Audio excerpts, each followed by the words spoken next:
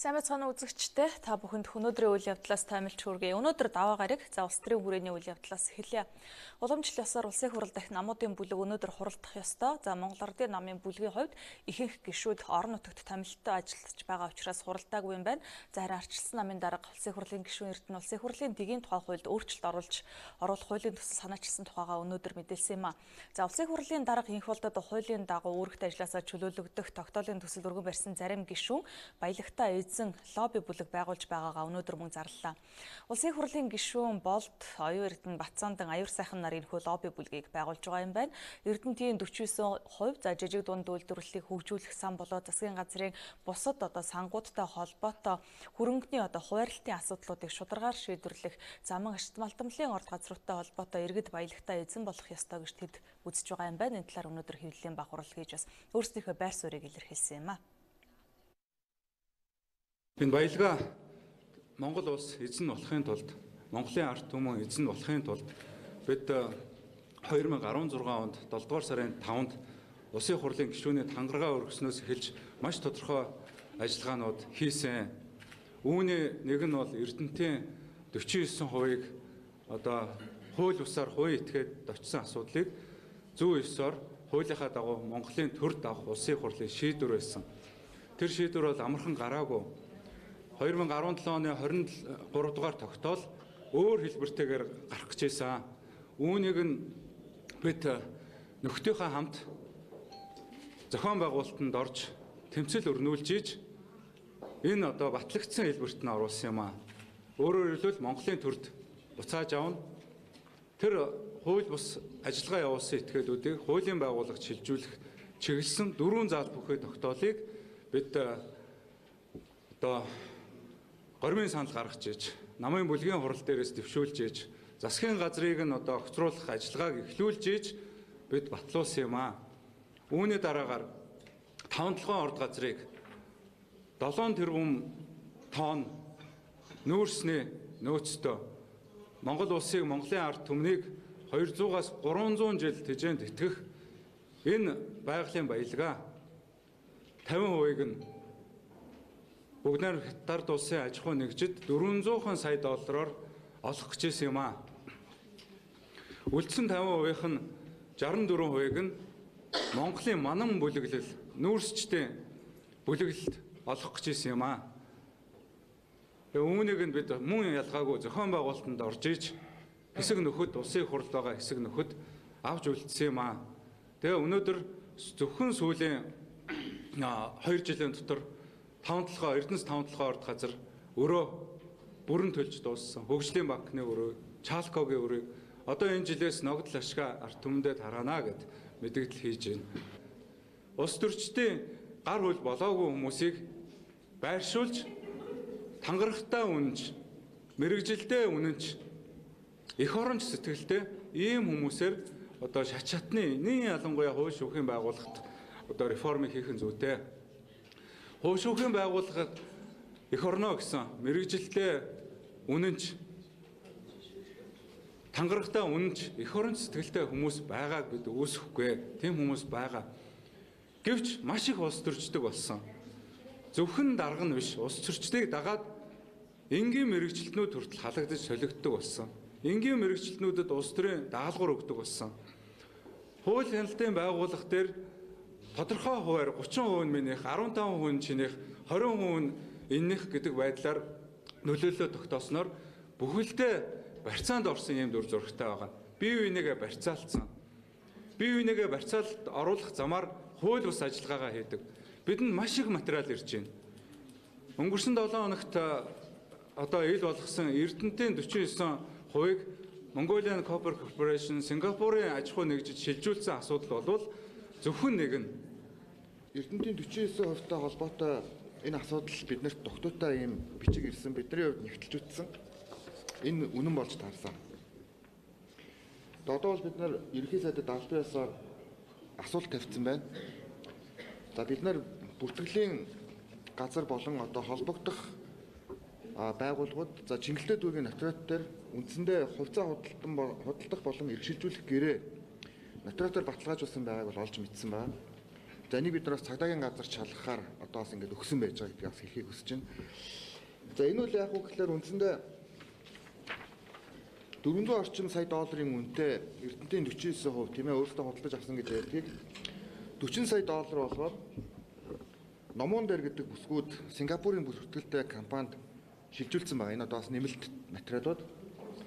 За энэчнээс ямар эрх зүйн үр дагавар үүсэх вэ гэхээр Монгол улсын хуулиас гараа авчиж байгаа гэсэн. Нэг үрлэл их хурлын тогтоол хэрэгч ямарч боломжгүй болж байгаа гэсэн. Аливаа асуудал үүснэ арбитрийн шүүхтэр бид нар уулзнаа гэдэг. Тэгээ арбитрийн шүүхтэр одоо ялагдах бас ийм магадaltaй байгаа талаар ийм чиглэл ерөөсөө цаахан бэлэг өгчээсэн талаар тэр зориг гэдээ бас залуу мэдээлэл өгөө яваад байгаа шүү дээ. Засгийн газар нь өөрөө ялагдах талд нь ороод яваад байгаа. Тэгэхээр энэ бол туйлын ноцтой ийм баримт болж байгаа. Тэгээ энийг бол одоо та бүхэн маань хойноос нь эргэн сурвалжлах хэрэгтэй. Хэрвээ Эрдэнэтийн 49% одоо ингээд Монголоос гараад бүртгэл нь Сингапурын компанид очих юм бол яг энэ оюутлагатай адилхан нөхцөл байдал байна. Нэг үйл Монгол улсын засгийн газар эрх зүйн чадамжгүй бол ямар ч шийдвэр гаргах. Их хурлаар хууль батлаад мөрдөгдөх эрх зүйн чадамжгүй болно. Монгол улсын нутаг дэвсгэр дээр явж байгаа бүх шатны шүүхийн байгууллагын шийдвэр хүчин төгөлдөр биш болно. Тэгээд дараа нь яг үгээр 40 сая доллараар хин нэгэнд худалдаж олно гэсэн үг энийг. Одоо энэ 95 оны охин байгаа байхгүй 95 оны 5 сарын 31-нд төрсэн Бацаахан өвгтө МЮОНРТ гэдэг охинд одоо ингээд Эрдэнэтийн 49% Пүрэв Төвшин гэдэг залуугаас ингээд шилжиж байгаа. Энд чинь Эрдэнэтийн стратегийн 49%-ийн орд яахлаараа ийм хоёр залуугийн гарт ингээд ороод яваад идэв юм байна. Энэ бол яг энэ бүлэглүүд яг ийм зүйл хийдэг. Одоо энэний ард албан ёсоор жишээлбэл худалдаа хөгжлийн банк хууль зүйн салбар дээр ч юм уу очихлоор бид мэдэхгүй бид хамааралгүй итгэл биш гэдэг. Одоо жишээлбэл байнгын орон дээр дааган болд орж ирчээд бид мэдэхгүй гэж хэлжсэн та бүхэн санаж байгаа шүү дээ, тийм хамааралгүй этгээдүүд биш шүү дээ бид нар гэдэг. Тэгсэн мөртлөө энэ хоёр залууч ч юм уу одоо ямар нэгэн байдлаар эцсийн бүч одоо очих юм бол золиослно. За ингээд энэ стратегийн орд газрууд гарна. Ийм нөхцөл байдал одоо маш тийм танил технологи одоо энэ Мексикт Колумбод болж байгаа гэдээ яриад байгаа нь энэ яг ингэж юм явж байгаа. За улсын хурлын гишүүд энэхүү Эрдэнэтийн 49%-ийг гадагшаа зарах гэлээ гэдэг ийм мэдээллийг хийсэн. Харин үүний дараагаар Монголын зэс корпорацийн төлөөлөл төрийн өмчийн бодлого зохицуулалтын газарт хандаж хүсэлт хөргүүлж байгаагаа мөн мэдээлсэн байна. Монголын зэс корпорацийн гүйцэтгэх захирал Пүрэв Төвшин өөрөө төрийн өмчийн бодлого зохицуулалтын газарт очсон байна. За ингэхдээ 3 хүсэлт хөргүүлж байна. Нэгдүгээр Эрдэнэт үйлдвэр 100% төрийн өмчөд байгаа. За мөн төлөөлөл удирдах зөвлөлийн 7 гишүүн төрөөс томилогдсон. Ерөнхий захирал нь бас төрөөс томилогдсон. Ийм үед Эрдэнэт үйлдвэрийн хувийг одоо гадаадад худалдана гэдэг нь эрх зүйн хувьд ямарч боломжгүй юм а гэдэг ийм тайлбарыг өгч байгаа юм байна. За Сингапурын компани руу шилжүүлэх гэсэн ямар ч асуудал байхгүй гэж хэлжээ. За Монголын зэс корпорацийн гүйцэтгэх захирал Пүрэв Төвшин харин өөрийнхөө компани руу шилжүүлэх гэж байсан. Энэ нь Эрдэнэт үйлдвэрт ашигтай үйлдэл байх байсан юм гэдэг тайлбарыг хийж байгаа юм. Өөрөөр хэлбэл Эрдэнэт үйлдвэрийн хувьтай холбоотой одоо хувь эзэмшилтэй холбоотой арбитрийн шийдвэр гарч албатан хэрэгжүүлэхээс өөр аргагүй байдалд ороод байгаа. Энэ тохиолдолд аль нэг хувьцаа эзэмшигч нь Сингапурын хөрөнгө оруулалттай компани байвал асуудлыг дахин авч үзэх нөхцөл үүсэх байсан гэж тайлбарлаж байгаа юм а. Энэ тохиолдолд за мөн Эрдэнэт үйлдвэрт бас ашигтай шийдвэр гарч болох байсан. Харин одоо улсын хурлын гишүүд энэ асуудлыг илүү ээдрээтэй болгож байна гэдэг ийм тайлбарыг өнөөдөр бас Монголын зэс корпорацийн төлөөлөл төрийн өмчийн бодлого зохицуулалтын газарт хүсэлт хөргүүлэхдээ тайлбарласан байна. За улсын хурлын гишүүн Оюун Эрдэнэбаатар аюур сайхан болд Бацаандан нарын гишүүд өнгөрсөн 7 хоногийн Баасан гарагт Монгол улсын их хурлын дарга МҮОНРТ-ийн их болдыг үүрэгт ажилласан чөлөөлөх тухай гишүүдийн гарын үсэгтээ тогтоолын төслийг улсын хурлд өргөн барьсан. Энэ дагуу маргааш төрийн байгуулалтын байнгын хороо хуралдаж харин дараа нь улсын хурлын нэгдсэн чуулганаар асуудлыг хилцгээр товлоод байгаа. Яаралтай гормоор шийдэж цагаан сараас өмнө их хурлын шин дарга төрийн залгуултанд оролцох ёстой гэж одоо хэлэлцэх захирамж гаргасан гэж улсын хурлын даргын их болд бас өөрөө тайлбар өгсөн. За маргааш улсын хурлын чуулган хуралдаж улсын хурлын даргыг үүрэгт ажилласан чөлөөлөх асуудлыг хэлэлцэх хүлээлт байгаа. Гэхдээ төв талбай дээр сууж байгаа иргэд улсын хурлын даргыг огцортол өлсгөлөнгөө зогсоохгүй гэж байгаа юм байна.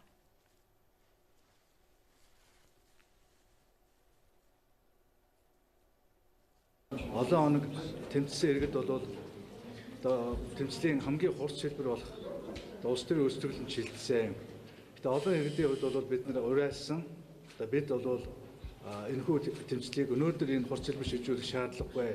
Бид ямар ч байсан 2 дахь өдөр хуулийнхаа дагуу хуулийн хүрээнд парламентын тэмцлээ өргөжлүүлэх болцоо гэдгийг бол учрыг ойлгуулах гэж оролцсон боловч маш их бухимдсан иргэдээс бол ямар ч байсан эхний ээлжинд 7 иргэн за дараа нь 5 иргэн нэмэгдээд ингээд нийт 11 иргэн өнөөдөр өсгөлөнд нэгдээд байна.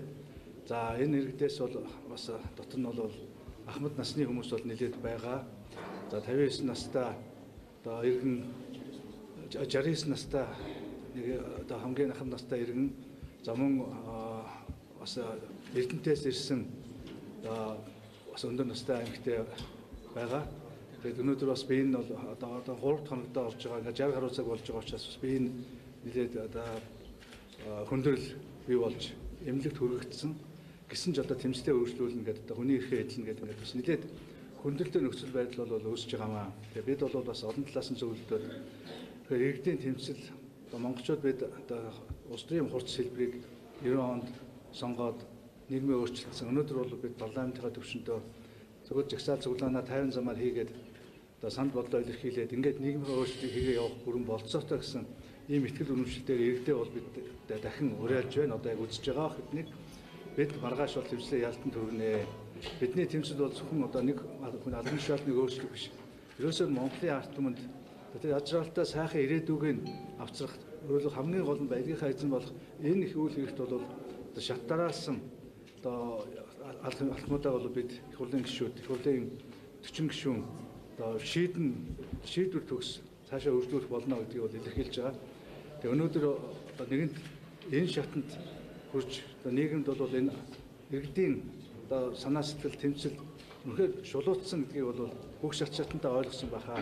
Ингээд одоо хэрвээ маргааш одоо бас дахиад ямар нэгэн шалтгаан гаргаад үнэхээр энэ том одоо хувьсгалт өөрчлөлтийг хийх өнөөдрийн иргэдийн агаар ус шиг шаардлагатай байгаа нийгмийн өөрчлөлтийг хийхэд дахин одоо хууль бусаар саад дотор учруулж нэг ёсоор өнөөдөр их хурлын 40 гишүүн гарын өсгөж зураад болдгоо, хууль өргөн байд болдгоо, тогтоол өргөн байд болдгоо. Их хурлын олон өнөөдөр санал хураалах эрх байхгүй.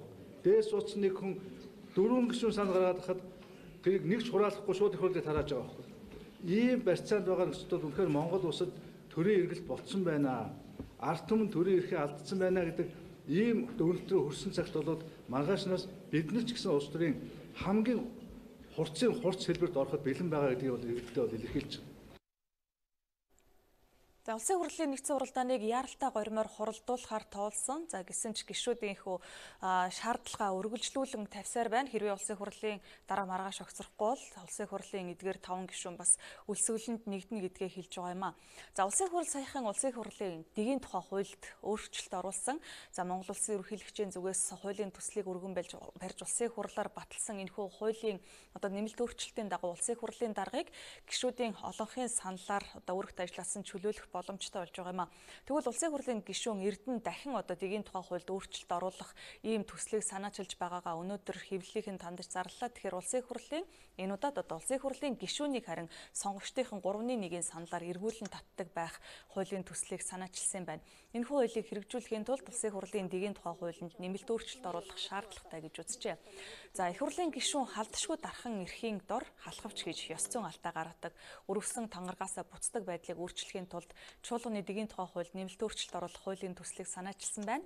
За үндсэн хуулинд төрийн эрх ард түмний мэдэлд байхаар зааж өгсөн сонгогчид энэ эрхээ эдлэх ёстой гэж тайлбарлаж байгаа юм а. За маш олон иргэд сонгогчид ер нь сүүлийн жилүүдэд улсын их хурл за мөн улсын их хурлд сонгогдсон гишүүд хариуцлагагүй за өнөөдөр төр ёсны одоо ёс зүй уламжлаа дагаж мөрдөхгүй байгаа. За худлаа ярьж баахан худал амлалт өгөөд гарч ирдэг тэрийг хэрэгжүүлдэггүйгээд ингээд маш олон санал гомдлууд гаргадаг ирж уулздаг байсан. Ингээд энэ асуудал бол өнөөдрийг хүртэл хууль эргэцсэн орчин дээрээс хөндөгдөөгүй явж ирсэн ийм асуудлаа. За өнөөдөр Монгол улсын их хурлын тухай хуулийн 6 дахь зүйл дээр одоо гишүүний бүрэн эрхийн хуулийн 6-3 цаас хугацаанд өмнө дуусах болно гэж заасан байгаа. Энд одоо 5 зүйл заасан. За нас барсан, одоо мөн одоо хүндэтгэл үүсэх өөр ажил шилжих болон хүндэтгэл үүсэх бос шалтгаанаар чөлөөлөлт хүсэлтэд өөрөө гаргасныг их хурл хүлээж авсан. Хүн дээр өвчсөний улмаас болон одоо өөрөөр хэрэгжүүлэх боломжгүй болсон тухай эмнэлгийн дүгнэлтийг улсыг хүлээж авсан. За мөн одоо үндсүүлийн цэц эгүүлэн татах үндсэлтэй гэсэн дүгнэлт гаргасныг их хурл хүлээж авсан. За гишүүн гэмтэрэг үйлдсэн болгон шүүхийн хүчин төгөлдөр тогтоолоор батлагдсан гэсэн ийм үндсэн 5 шалтгаанаар бол их хурлын гишүүдийг бол чөлөөлөх ийм одоо хуулийн залттай. За тэгээд өнөөдөр энэ залтаас гадна улсын их хурлыг одоо өнөөдөр сонгосон сонгогчд нь нэгүрл иргэд сонгогчд хариуцлага тооцох тухай ямар нэгэн эрх зүйн зохицуулт бол ерөөсөө байхгүй явж ирсэн. Тийм учраас өнөөдөр ингээд нөхцөл байдлыг харж байхад бол жишээ нь одоо бусад улс оронд Канадад бол жишээ нь сонгуул төгссөн сонгогчдын 25% нь гаруйс зорсон бол эргүүлэн татчих болдог. За Их Британи улсад мөн одоо сонголт хийсэн иргэдийн 10 буюу түүнээс дэш хувь нь эргүүлэн татах гаруйс зорсон бол эргүүлэн татдаг. За Австралид 10%, Хятадд 30%, Белорусд 20%, Венесуэлд 20%, Гамби улсад 3.1%, Лихтенштейн улсад 8%, Нигер улсад сонгогчдын 50%, за Швейцар улсад одоо тойргийн сонгогчдын 2-аас 13%-аас доош хүн одоо санал гаргасан бол гэдэг маш олон улс оронд бол ийм эрх зүйн зохицуултууд байдаг юм байна. Тийм учраас өнөөдөр энэ арчил өндөр хөгжсөн улс орнууд ялангуяа парламентын засаглалт улс орнууд байдаг энэ жишгийг судалж үзсэн. Маш олон бас харьцуулсан судалгаанууд хийж үзсэн. Үндсэн дээр манад бол өнөөдөр одоо сонгогчдын эрх ашигыг дээдлэх, сонгогчдын үүрэг хариуцлагыг мөн одоо дээшлүүлэх энэ нөхцөл байдлыг хангах үүднээс сонгогчдын сонгох нөгөө талдаа эгүүлэн татах эрхийг одоо нэг төвшөнд авчръя гэдэг энэ зорилгоор энэ хуулийн төслийг бол санаачилсан. За ингээд Монгол Улсын их хурлын чуулганы эдийн тухай хуульд нэмэлт өөрчлөлт оруулах тухай хуулийн төслийг бол боловсруулж өнөөдөр өргөн барьж байгаа. За үндсэн хуулинд төрийн эрх ард түмний мэдлэлт байна гэж тусгаж өгсөн. За энэ бол төлөөллөөрөө дамжуулж одоо улсын хурал төрийн төлөөллийг оруулснаар төрийн эрхэд барихад ард түмэн өөрийнхөө одоо эрхийг эдэлж байна гэж үздэг. Харин сонгогдсон одоо улсын хурлын гишүүн нь ямар нэгэн ёс зүйн зөрчил гаргах тохиолдолд эргүүлэн татах хууль эрх зүйн орчин хангалттай бүрдээгүй байна гэдэг нь бол өнгөрсөн хугацаанд харагдаж бас маш олон гишүүд дээр асуудлууд яригдаж байсан гэдгийг тодтогч байгаа. За одоо мөрдөгдөж байгаа хуулиар улсын хурлын гишүүнийг сонгогчд нь эргүүлэн татах боломжгүй байгаа учраас за байгаа өөрөөр хэлбэл гишүүн өөр ажилд шилжих өвчний улмаас бүрэн эрхийг хэрэгжүүлэх боломжгүй болох за үндсэн хуулийн цэц гишүүнийг эргүүлэн татах үндсэлтэй гэсэн дүгнэлт гаргах за гишүүн гэмт хэрэг үйлдсэн болох нь шүүхээр батлагдсан зэрэг үндслэл энд багтаж байгаа юм байна. За Монгол Улсын эдийн тухай хуулийн 45 дугаар зүйлд 45-ын штрих нэг зүйлд одоо энэ улсын их хурлын гишүүнийг чөлөөлөх эгүүлэн татах асуудлыг хилцэх журам гэдэг энэ журмыг оруулж байна. За 45-ын нэгд дор дурдсан тохиолдолд 7 хоногийн дотор төрийн байгуулалтын байнгаараа улсын их хурлын гишүүнийг чөлөөлөх эгүүлэн татах асуудлыг хилцэх санал дүгнэлт гаргана гэдэг. За нэгийн нэгд гишүүн өөр ажил шилжих болон үнэт үүсэх бус шалтгаанаар чөлөөлөх хүсэлтээ өөрөө гаргасан. За нэгийн хоёрт нь гишүүн өндөр өвчсөний улмаас цааш бүрэн хэрэгжүүлэх боломжгүй болсон тухай эмнэлгийн дүгнэлт гаргасан. За нэгийн гуравт нь үндсүүлийн зэс гишүүнийг эгүүлэн татах үндсэлтэй гэсэн дүгнэлт гаргасан. За нэгийн дөрөвт гишүүн гэмтрэг үйлдсэн болох шүүхийн хүчин төгөлдөр шийдэх тогтоолоор батлагдаж шийдэх тогтоолын хуулийн хүчин төгөлдөр болсон. За гэд ийм одоо их хурлын тухай хуулийн дээр байгаа энэ заалтуудыг оруулаад дээр нь энэ их хурлын заалтууд бол их хурлын чуулганы эдийн тухай хууль дээрээс давхар сууж байгаагүй юм байлээ. Энэ одоо заалтуудыг эдийн тухай хуульд оруулаад дээр нь 45-ын 1-5-д шинэ зүйлийг бол оруулж ирж байгаа. Тэрэнд юу гэхээр гишүүний сонгогдсон тойргийн сүүлийн сонгуульд оролцсон нийт сонгогчдын 3.1-өөс доош хүн гишүүнийг эгүүлэн татах санал гаргасан гэдэг ийм одоо саналыг оруулж ирж байгаа. За энэтэй холбоотойгоор 45-ын 2-д одоо нийт нэгдсэн уралдаан гишүүнийг чөлөөлөх эгүүлэн татах асуудлаа төрийн байгуулалтын 1000 оны энэ хуулийн 45-ын 1-1, 1-2, 1-3, 1-4-д заасан заасны дагуу гаргасан санал дүгнэлтийг сонсож ил санал дураалт явуулах бөгөөд хуралдаанд оролцсон гишүүдийн олонх чөлөөлөх эгүүл далах сандыг дэмжсэн бол энэ хууль энэ тогтоол батлагдсан тооцно. За 45-ын 3-д энэ хуулийн 45-ын 1-5 заасны дагуу гаргасан нэгүрлэл одоо сонгогчдын 3-1 нь санал гаргаж гар үсэг зурж баталгаажуулсан тохиолдолд гаргасан саналыг төрийн байгуулалтын байнгын хороо болон нэгдсэн хуралдаанд төрийн байгуулалтын байнгын хороонд дарга уншид танилцуулснаар эгүүлэн татах тухай тогтоол батлагдсан тооцноо гэж байна. Нэгвэл энэ дээр ямар нэгэн санал дураалт явахгүй. 3-1 нь сонгогчдын 3-1 нь хэрвээ эгүүлэн татах одоо саналаа гаргаад баталгаажуулаад ингээд энэ одоо хууль заасан одоо хэмжээд хүрсэн байх юм бол энэ одоо асуудлыг бол төрийн байгуулалтын байнгын хороонд дарга нь төрийн байгуулалтын байнгын хороо болон нэгдсэн чуулганд хилцүүлэхгүйгээр зөвхөн уншид танилцуулснаар тогтоолыг бол батлагдсан тооцноо гэсэн ийм хуулийн нэмэлт өөрчлөлтийг оруулж байгаа. Хоёрдугаарт сонгуулийн хуулинд холбогдох заалтыг оруулсан. За сонгуулийн хуулийн холбогдох заалтаар хэрвээ одоо энэ улсын хурлын дэгийн тухай хуулинд орсон өөрчлөлтийн дагуу энэ одоо сонгогчдын 3-1 нь хэрвээ одоо энэ санд гаргасан тохиолдолд сонгуулийн ерөнхий ороо 60 хоногийн дотор тухайн тойргийн сонгогчдын сүүлийн одоо санал дураалтанд оролцсон сонгогчдын одоо гарын үсэг болон одоо сонгуульд оролцсон эсэх бүх одоо лавлагааг бол сонгуулийн ерөнхий ороо гаргаж баталгаажуулна гэсэн ийм одоо хуулийн заалтыг бол сонгуулийн ерөнхий орооны тухай хууль дээр сонгуулийн тухай хууль дээр нэмэлт болгож оруулсан байгаа. Тэгээд энэ хуулийн төслийг бол санаачилж оруулж ирж байгаа. За маш олон үндслийг ярьж болно. Өнөөдөр улсын их хурл үнэхээр туйлын хариуцлагагүй байгааг та бүхэн мэдж байгаа. Өнөөдөр эрх баригч нам туйлын хариуцлагагүй байгааг та бүхэн мэдж байгаа.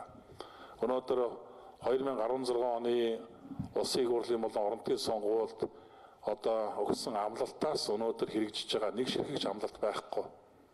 Өнөөдөр улс орны гадаад өр засгийн газрын өр өдөр их тусам нэмэгдэж байна. Улсын их хурл дахь одоо энэ үл ойлголцол эрх барьж байгаа намын дотоод зөрчил бол туйлдаа үрээд сүүлдээ нэг намын савнаас хайлаад төрийн хямралын хэмжээнд хүрсэн гэдгийг та бүхэн надаар хэлэлтгүй мэдж байгаа.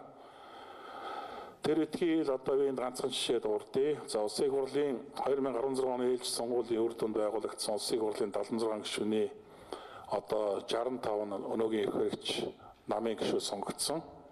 За эндээс одоо нэг гишүүн хүчиндэх гэмтрэгт холбогдож улмаар өөрийн өсөлтөөр одоо чөлөөлөгдсөн байгаа. Түүнчлэн үлдсэн одоо 64 гишүүний 3-1 орчим хувь нь авилгын гэмт хэрэг буюу жижигнүүд үйлдвэрлэлийг хөгжүүлэх сангаас нэг хөнгөлтөө зээлийг албан тушаалын байдлаар уруулан ашиглаж авсан асуудалд холбогдоод байгаа.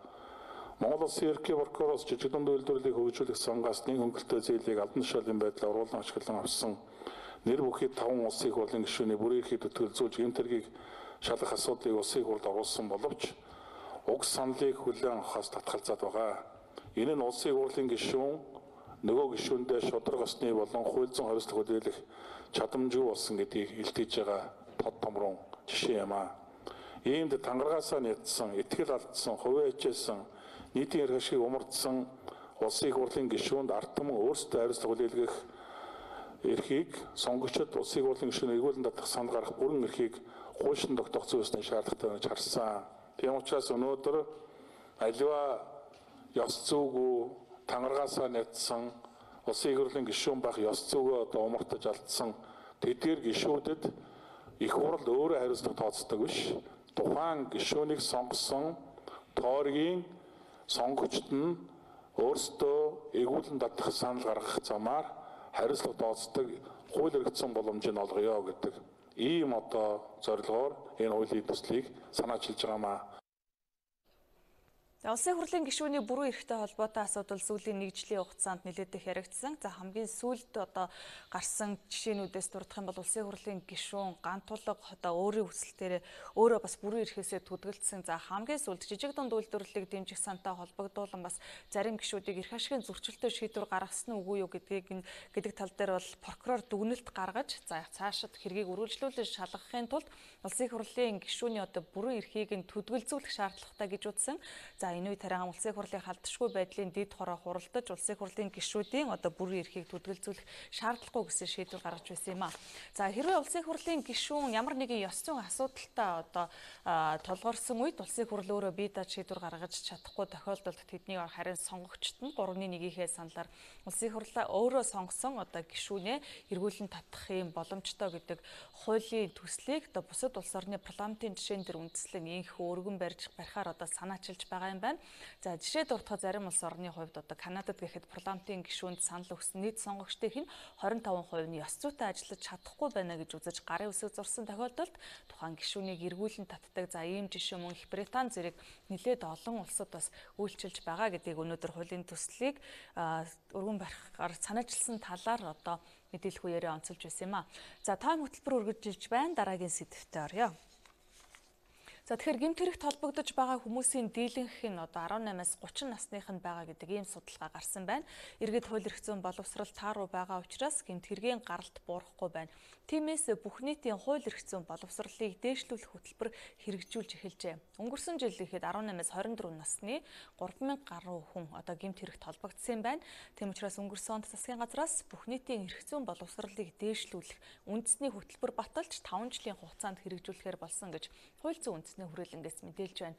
Энэ ажлын эхлэл болгож хууль зүйн зөвлөгөө мэдээлэл сурталчилгааны цахим сан байгуулсан байна. Хоёр үе шаттай хэрэгжихээр 2018-аас 20 оны хугацаанд энэ бүх нийтийг эрх зүйн боловсролын дээшлүүлэх, үндэсний суурь тогтолцоог бүрдүүлэх ийм ажлууд хийгдэнэ.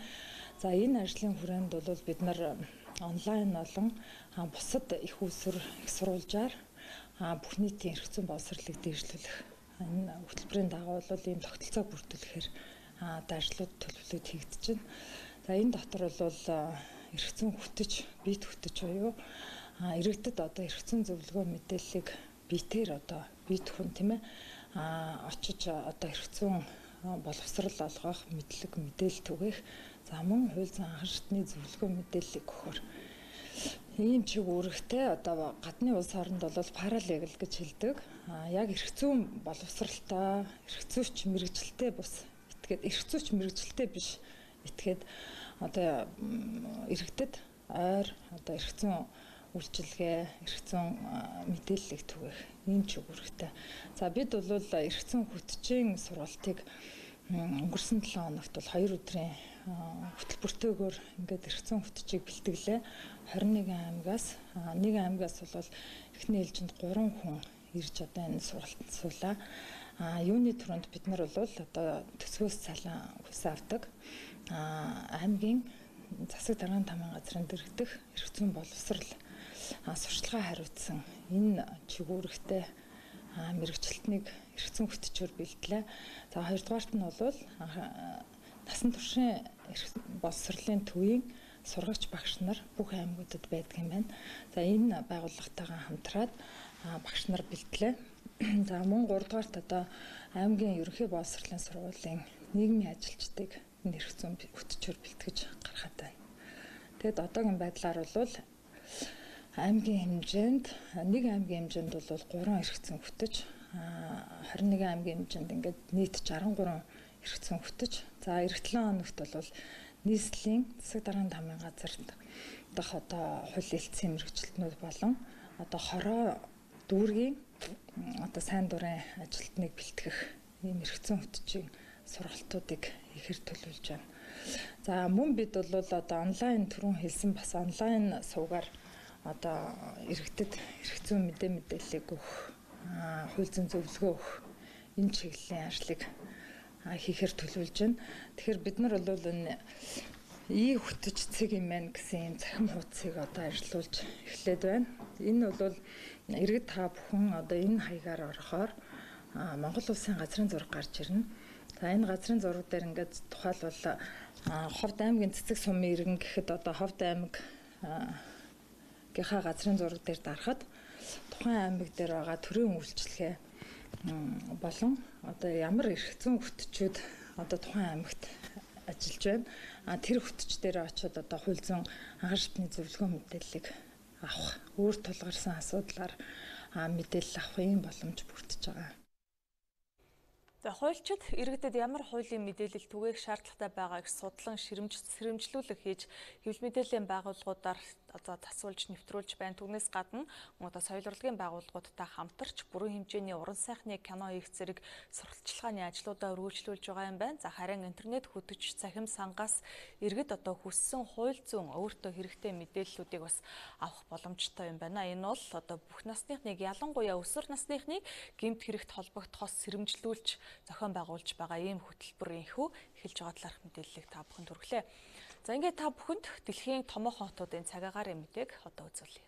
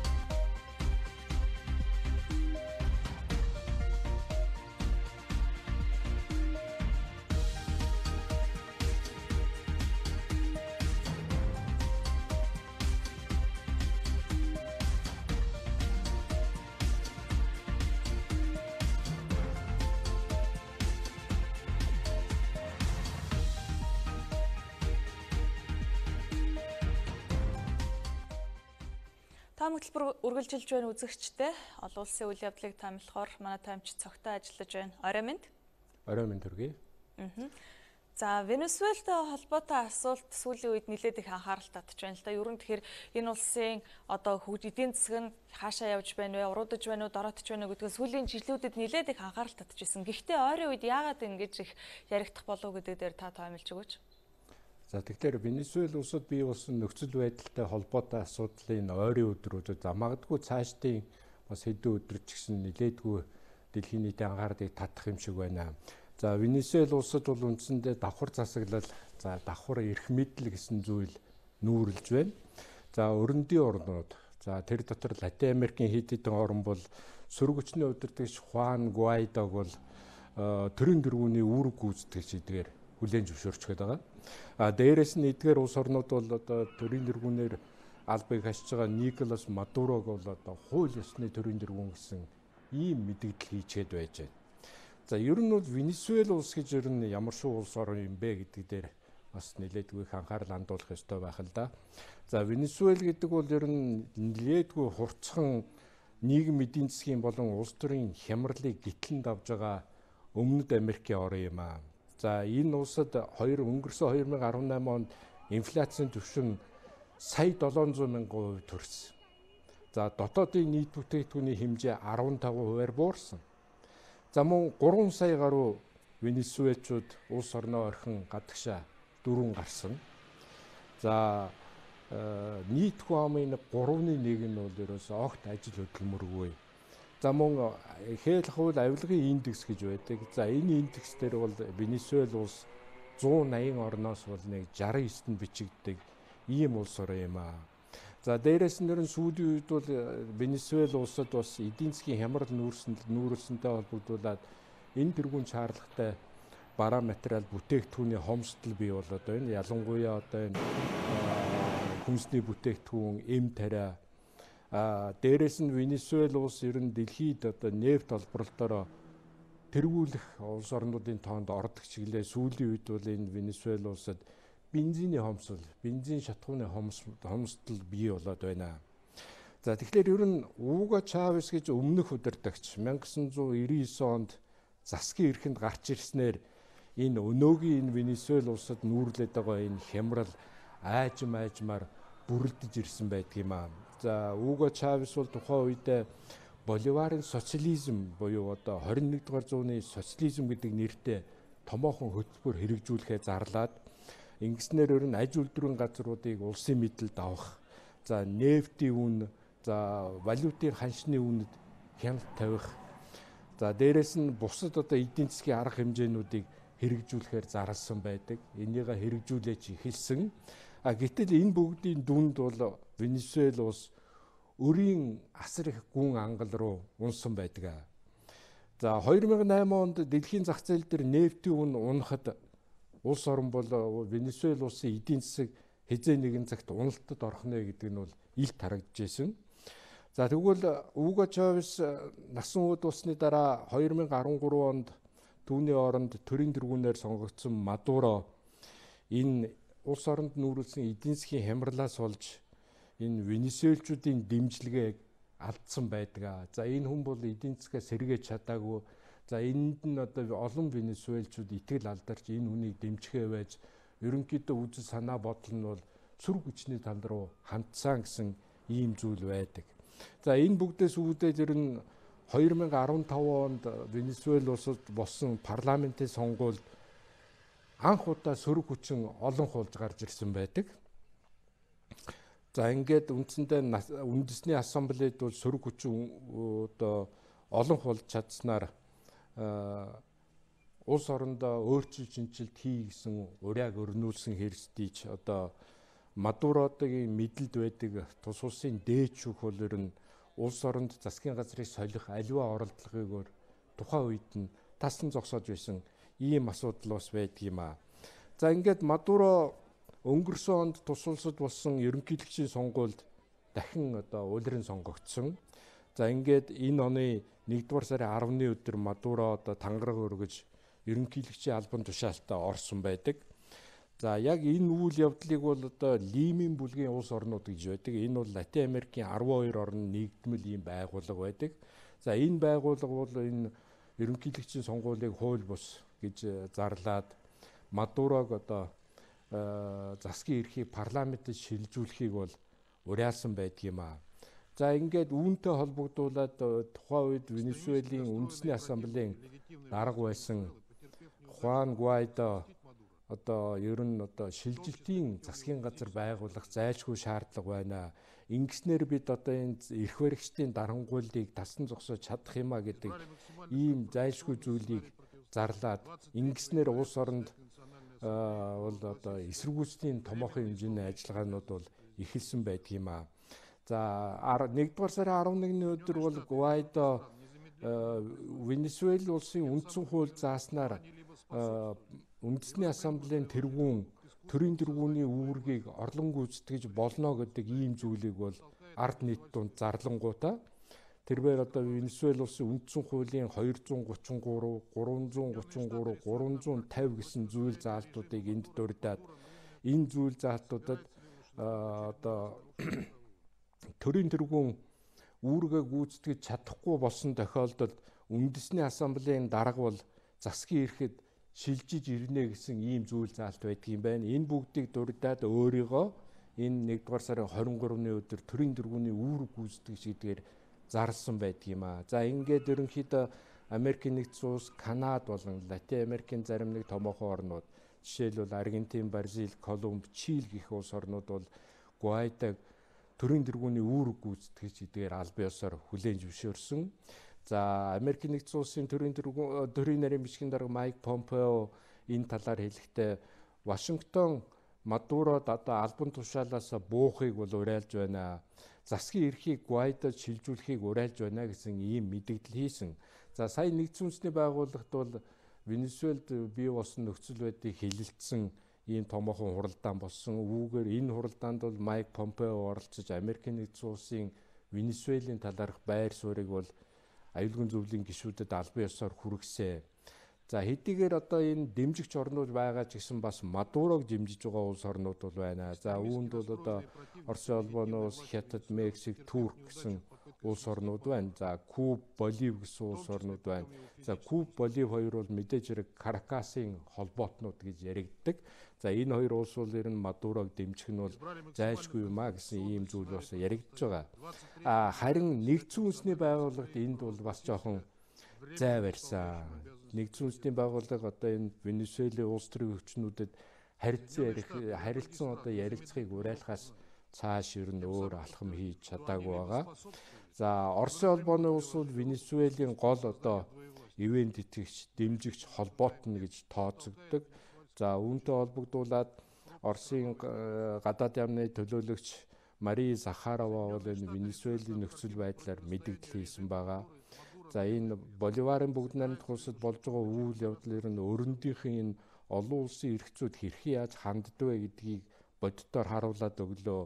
Энд бол ерөөсөө Венесуэлд болсон үйл явдалд бол гадны оролцоо зайлшгүй байсан гэдэг энэ асуудлыг бол хөндөд ярьчихж байгаамаа. За ямар ч байсан Венесуэл улсад төрийн эргэлт ч юм уу, хувьсгал ч юм уу, эсвэл бараг одоо иргэний дайн дэгдэх ийм бодит байдал нүүрэлчлээ гэдгийг бол зарим улс орнууд бол хэлж байгаа. За магадгүй ер нь энэ бүгдийн эцэст хэрвээ одоо Николас Мадуро төрийн эрх мэдлээ Хуан Гуайдод шилжүүлэхгүй тохиолдолд Америкийн нэгдсэн улс энэ хэрэг явдалд бас цэргийн оролцоотойгоор оролцох ийм бас нэг айхтар боломж бас байгаамаа.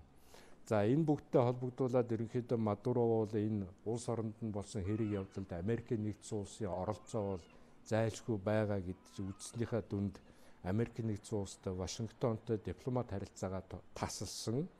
За ингээд тэрээр Каракасаас Америкийн дипломатчдыг гарч явахыг шаардсан. Гэхдээ бидний авсан сүүлийн мэдээгээр бол ер нь Америкийн дипломатчтай бол зарим шаардлагатай одоо тодорхой аль бүр гүйцэтгэдэг дипломатчтай бол Каракаст үлдээж байгаа юм байна. Бусад дипломатчдыг бол Каракасаас татаж авсан байна. За ингээр ерөнхийдөө 2013 оноос хойш бол Венесуэл улсын эдийн засаг бол нэлээд хүндхэн байдалд байсан гэдгийг би дөрөв хэлсэн. За ингээд хүндхэн байхдаа бол ер нь одоо бидний яриадгаар дээсэн дөрөөн дээрээ динжинж байна гэдэг иймэрхүү нөхцөл байдалтайгаар л байсан. За Венесуэл улсын экспортын гол бараа бүтээгдэхүүн бол нефт байдаг. За ер нь 2013 оноос хойш бол ерөнхийдөө нефтийн үн бол бага зэрэг тогтвортой байсан, зарим үед бас дээшээ өсөж ирсэн. За энэ бүгд нь бол Венесуэл улсын эдийн засагт бол бас наашдаагаар нөлөөлж ирсэн. Гэтэл ер нь зарим тохиолдолд ялангуяа 2 жилийн өмнө нефтийн үн ханш буурахад бол Венесуэл улсын эдийн засгийн байдал бол маш ихээр хүндэрч байсан ийм түүх байдаг юм аа. За ер нь Мадурог засгийн эрхэнд гарч ирэхийн өмнө бол одоо энэ бол 2013 оны ихэнх үе гэсэн үе. За тэгэхээр Венесуэл улсын өр бол нэг дотоодын нийт бүтээгдэхүүний 70% тэнцэж байсан. За төсвийн алдагдал нэг 13% байсан. Хэдийгээр 2013 оны дүнд улс орны дотоодын нийт бүтээгдэхүүний хэмжээ 1.6%-аар өссөн ийм үзүүлэлт гарсан ч гэлээ инфляцийн түвшин бол маш өндөр байсан. 56.3%. За ингээд Мадуро одоо ерөнхийлөгч болсныхаа дараа бол эдийн засгийн давшилт гэдэг зүйлийг бол хийж эхэлсэн. За тэрээр нь хувийн компаниудын ашиг орлогын дээд одоо таазыг бол 30% хүргэжсэн ийм тохиолдол бий. За энэ бүгдийн дүнд бол улс оронд бол одоо ер нь элсэн чихэр, сахар, одоо ургамлын тос, за тэр бүх хэлбэл одоо нойлын одоо цаас гэх мэт хүмүүст одоо энэ дэргүүн шаардлагатай бараа бүтээгдэхүүний хомсдол бий болсон. За тэгэхээр ерөнхийдөө засгийн газар бол тухайн үед энэ улс оронд бий болсон эдийн засгийн бэрхшээл хүндрэлийг бол хүлээн зөвшөөрөхөөс татгалзаж байсан. Энэ бүгдийг бол ер нь Америкийн нэгдсэн улсын зүгээс Венесуэл улсын эсрэг тогтоосон эдийн засгийн 20 гаруй хэмжээтэй холбогдуулан тайлбарлаж байсан. За ингээд үндсэндээ 2014 онд бол улс орны эдийн засаг ээлжид томоохон цохилтыг бол амссан байдаг. Дэлхийн зах зээл дээр нефтийн үн эрс буурсан, унсан явдал бол энэ бүхэнд нөлөөсөн юм аа. За сүүлийн үед бас би дөрөв хэлсэн Венесуэл улсад одоо энэ бензин шатхууны хомсдол бий болоод байна гэж. Энэ юутай холбоотойг бол ерөнхийдөө энэ Уго Чавес одоо энэ улсын аж үйлдвэрийн газруудыг одоо хувийн компаниудыг улсын мэдэлд авна гэдгээс болж энэ нефтийн томоохон компаниуд улс орноос гадагшаа гарсан. За ингээд тухайн орны нефтийн салбарт бол ер нь гаднаас тэр болгон хөрөнгө орж ирэх нь бол зогссон байдаг. За ингэснээр бол ер нь энэ нефт олборлтын байгууллагуудын одоо техник технологийн шинжилэл бол сүүлийн жилүүдэд огт хийгдээгүй ийм удсан байдаг. За өнгөрсөн оны сүүлийн үед гэхэд л одоо Венесуэл улсад нефть олборлолтын хэмжээ өдөрт 1.4 сая баррелаар буурсан ийм үзүүлэлт байгаа юм. За дээрэс нь энд хэлэхэд бол энэ Венесуэл улсад олборлдог нефть бол одоо тийм одоо шууд одоо дэлхийн зах зээл дээр нийлүүлэх ийм сайн гэж хэлж болох нефть байдаг юм байна. Энэ бол нэлээд ийм өтгөн чанарын нефть байдаг. За энийг дэлхийн зах зээлд нийлүүлэхийн тулд бол заавалшгүй ийм шингэрүүлэх зүйлтэй холж байж нийлүүлдэг ийм зүйл байдаг юм байна. За энэ холих одоо энэ бүтээгдэхүүнийг бол Америкийн нэгдсэн улсаас өмнө авдаг байсан юм байна. Гэтэл Америкийн нэгдсэн улс Венесуэлийн эсрэг эдийн засгийн 20 гаруй хэмжээ тогтоосноор энэ одоо шингэрүүлэгчийг оруулж ирэх боломжгүй болж сүүлийн үед бол ер нь Венесуэл улс дэлхийн зах зээл дээр өөрийнхөө нефтийг одоо шууд нийлүүлж чадахгүй болсон ийм зүйл бол ажиглагдж байдаг юм аа. За ерөнхийдөө бол хуучин бол ер нь одоо энэ 2013, 14, 15 оны үед бол ер нь Венесуэл улсад ер нь их сонин зүйл ажиглагдж байсан л да. Тэр тухайн улсад бол одоо 1 литр бензин $1 үнэтэй байсан бол одоо зүгээр нэг цэвэр ус, жижиг савтай цэвэр ус $5-6, арай жоохон томоохон нөгөө литр хагас хэмжээтэй болоод ирэхлээр бараг $10 хүрдэг. Нэг бөөрөнгийн талхал гэхэд одоо $5-6 хүрдэг. Ийм зүйл ажиглагдж байсан. Ер нь энэ тэргүүн шаардлагатай бараа бүтээгдэхүүний хомсдол бий болсноор энэ үн ханш нь бол нэмэгдэх ийм хямрал нүүрлж ирсэн. За энэ бүгдийн дүнд бол тухайн улсад бол ер нь сөрөг хүчний эсэргүүцэл бол сүүлийн жилүүдэд ялангуяа 2015 оноос хойш бол ер нь маш ихээр дэгдсэн. Энэ тэмдгүүл ерөөсөө эсэргүүцлийн жагсаал цуглаан болж исэн. За энд нэг зүйлийг онцлоод ярихад одоо энэ Венесуэл улсад бий болсон нөхцөл байдалд тус улсын зэвсэг хүчин яасан бэ? Аль талд нь байваа гэсэн ийм асуудал бий. За тэгвэл зэвсэг хүчин бол Николас Мадурогийн талд байна. Ямар ч байсан Хуан Гуайдог бол дэмжихгүй гэсэн ийм мэдээллүүдийг хийж байна. За эндээс Венесуэл улсаас ирж байгаа сүүлийн мэдээнүүдийг ажиглаад үзэхэд бол сөрөг хүчнийхэн одоо зэвсэг хүчнийхэнтэй яриа хэлцээ хийж байгаа юм байна. За тэд бол ерөөсөө Хуан Гуайдогийн талд орохыг тэдэнд уриалж байгаа юм байна. За чухам орсноор одоо тэд юу хожихын гэдэг талаар хараахан дэлгэрэнгүй мэдээлэл байхгүй байна. Ерөнхийдөө бол энэ сөрөг хүчний эсэргүүцлийн үеэр бол ер нь амь өргөцсөн хүний тоо бол нэлээдгүй байгаа. За хамгийн сүүлд гэхэд энэ Каракас хотноо өнгөрсөн оны 2 дугаар сарын сүүлээр болсон эсэргүүцэл одоо инх замбраагүй байдлын үеэр 50-аад хүн амь өргөцсөн. За энд бол ер нь цэргийнхэн шууд л одоо сөрөг хүчний тэр жагсаал цуглаанд оролцож байгаа иргэдийн өвөдөөс бол гал нээсэн ийм асуудал бий.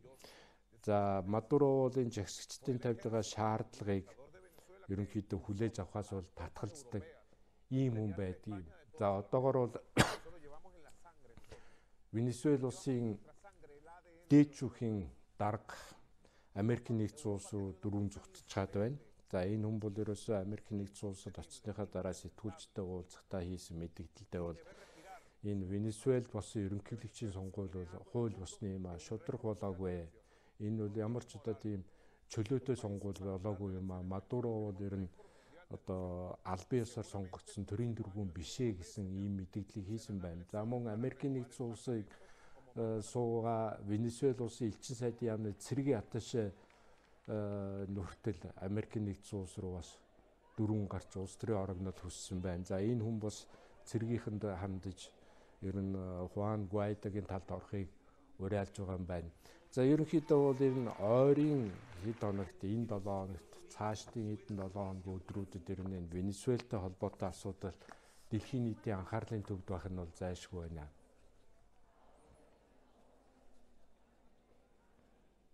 Тэгэхээр Венесуэл улсын эдийн засгийн хувьд бол одоо дараатахтаа бас нэлээд их тийм өрийн дарамтанд орсон байгаа юм байна шүү дээ тийм ээ. Дотоодын нийт бүтээгдэхүүний бараг 70 орчим хувь гэхээр Мадуро одоогийн байдлаар бол цэргийн хүч нь бол одоо түүнд байх шиг байна. За харин эдийн засгийн хувьд дэмжлэг авах газар гэвэл одоо яг хаашаа хандаж болохоор байна. Одоо дэмжиж байгаа Оросын холбооны улс ч юм уу энэ бүх одоо бүгд нарийн хятад ард улс ч юм уу ер нь өөрийнх нь одоо дийлэх хувь нь ямар улсын өөр эзэлж байгаа юм бол? Тэгэхээр үндсэндээ ер нь Венесуэл улсын хандаж болох нэг холбоот нь бол Оросын холбооны улс байгаа. За тэр утгаараа Оросын холбооны улс ч гэсэн Венесуэл улсын эдийн засагт нэлээдгүй хэмжээний хөрөнгө оруулалт хийсэн. За бид бүхэн мэдж байгаа сая одоо өнгөрсөн оны сүүлээр Оросын зэвсэг хүчний одоо 2 алсын бөмбөгдөгчд Венесуэл улсад очиод ирсэн байдаг. За иймэрхүү зүйл бол хоёр орны хооронд урд өмнө нэлээдгүй удаа тохиолж байсан ийм зүйл. За ямар ч хэсэг энэ Венесуэлийн эрх баригчдын ярьж байгаагаар бол ер нь байдал хүндрээд ирэх тохиолдолд Венесуэл улс Николас Мадуро ялангуяа Оросын холбооны улс руу одоо эрх баригчдад ханднаа, Путинтэй очиж уулзнаа, цаашид ер нь ямар алхам хийх талаараа одоо ер нь Путиндээ зөвлөлднө гэсэн ийм мэдээллүүдийг өгч байгаа юм. За тэгэхээр ерөнхийдөө бол яг уу одоогийн байдлаар бол Венесуэлийн зэвсэг хүчин нэх шууд одоо Хуан Гуайдогийн талд ороод ер нь энэ Мадурогийн эсрэг улс орондоо одоо юу гэдгийг зэвсэгт бослого төрийн эргэлт хийн гэсэн ийм зүйл бол ажиглахдаггүй байна, мэдэгдэхгүй байна. Ямар ч хэсэн зэвсэг хүчин бол Николас Мадурогийн талд байна. За өөр одоо Оросын холбооны улсаас өөр хандах улс орн байвал бас Венесуэл улсыг хятад улс нэлээдгүй дэмжиж болох юм. За хятад бол ерөнхийдөө Латин Америкийн улс орнуудад бас багагүй хэмжээний санхүүжилт хийсэн, хөрөнгө оруулалт хийсэн томоохон улс орны нэг. За иймээс бас хэрвээ Николас Мадуро одоо хятад улсад хандаж энэ эдийн засгийн тал дээр дэмжлэг тусламж авах хүсэл тавих юм бол энэ хүсэлтийг нь хятадын эрх баригчид хүлээж авч болох талтай гэсэн зүйл бас яригдж байгаа маа.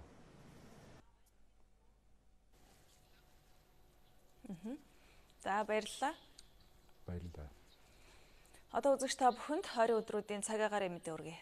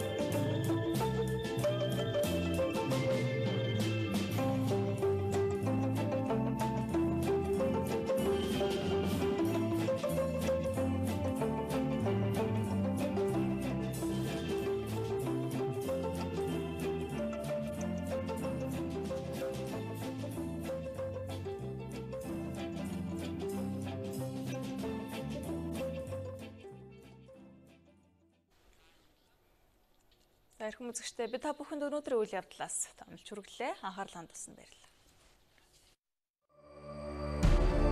Монголын мэдээ телевизийн тойм тайлбар